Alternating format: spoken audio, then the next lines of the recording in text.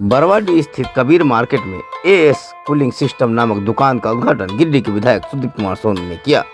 इस मौके पर कोडरमा सांसद प्रतिनिधि दिनेश यादव, जिला 20 सूत्री उपाध्यक्ष संजय सिंह, जिला जेएमएम युवा उपाध्यक्ष फरदीन इम्तियाज अहमद, मोहम्मद बेलाल हुसैनी समेत कई लोग मौजूद थे। मौके पर दुकान के प्रोप्राइटर मोहम्मद सलमान रिजवी ने बताया कि हमारे यहाँ AC, fridge, washing machine, microwave जैसे मशीनों का मरम्मत बेहतर एवं कुशल मैकेनिक द्वारा किया जाएगा।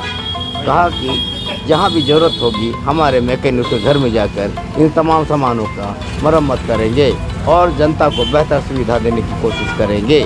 मौके पर शहर के कई गणमान्य लोग भी मौजूद थे।